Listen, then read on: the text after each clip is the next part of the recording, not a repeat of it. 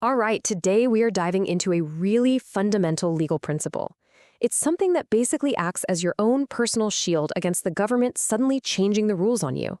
We're talking about a rule that makes sure the law can't reach back in time to punish you today. So let's just jump right in with a question. Imagine you did something on Monday and it was totally 100% legal. But then, on Tuesday, a brand new law gets passed that makes that exact thing a crime. Could you actually be arrested for what you did back on Monday? I mean, it just sounds completely unfair, right? Well, that feeling, that gut reaction that something is wrong, that's actually written right into our legal system. And, this isn't just some thought experiment. Throughout history, unpredictable laws like that created absolute chaos. Think about it. For a society to work, people have to know what the rules are. If those rules can just change on a whim retroactively, it just destroys any trust in the system. And this specific problem has a name. It's called an ex post facto law. It's Latin, and it literally means from a thing done afterward. And that's exactly what it is. It's a law that basically time travels into the past to punish you, either by inventing a new crime out of something that was legal, or by making the punishment for an old crime way harsher. The best way to think about this is like a game. You make your move, you follow all the rules, and then your opponent just declares, nope, the rules just changed, and now I win. You'd call that cheating, and you'd be absolutely right. And our legal system, thankfully, agrees with you. That's why there's a really powerful protection in place to stop this from ever happening. So what is this protection? Well, it's not just some friendly suggestion or a guideline for lawmakers. Nope. It's a fundamental right, and it's built right into the Constitution of India. It's what we're calling your constitutional shield. Okay, so here it is. This is the actual language from Article 20, Clause 1. Now look closely at that critical phrase, law in force at the time. That is everything. It means the law had to exist at the exact moment the act was committed. Not a minute before, and definitely not a day later. So what does all that legal jargon really mean for you? It boils down to this. The Constitution hands you a shield that protects you from the government trying to punish you with a new law for something you did in the past.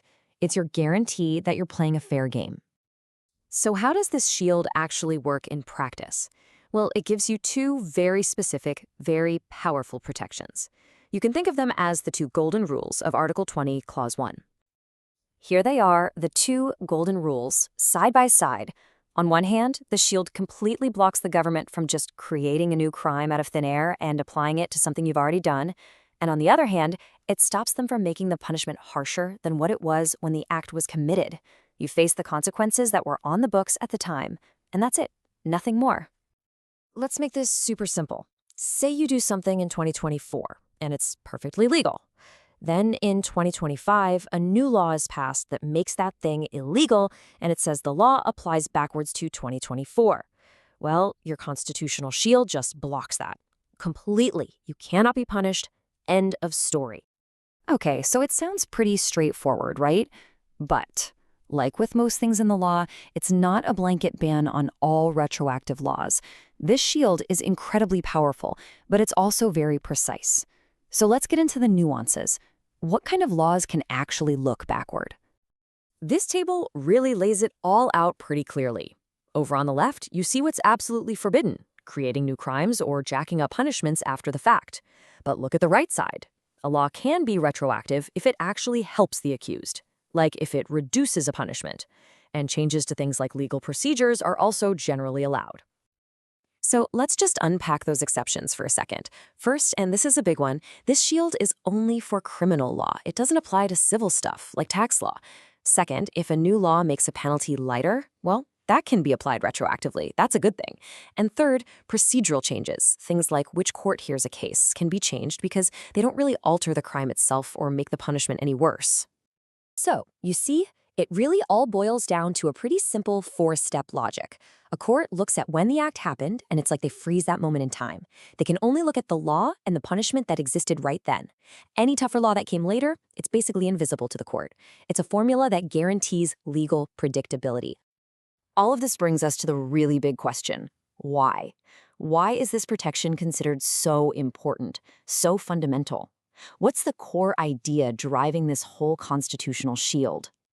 At the end of the day, it all comes down to one thing: fairness. The Supreme Court has made it clear that these kinds of retrospective criminal laws go against the very idea of natural justice. It's all about predictability. For any of us to be truly free, we have to be able to live our lives knowing what the rules are today, without the fear that those rules will be turned into a weapon against us tomorrow. So let's do a quick recap. Your constitutional shield is there to protect you from laws that try to rewrite history.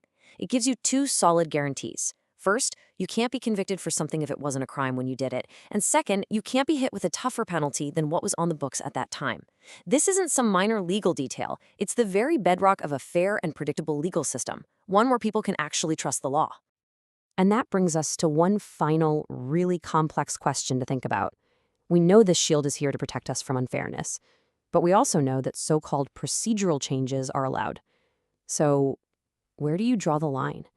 At what point does a change in procedure become so big, so substantial, that it actually starts to chip away at the very fairness the shield is supposed to protect? That's the constant tension right at the heart of our legal system.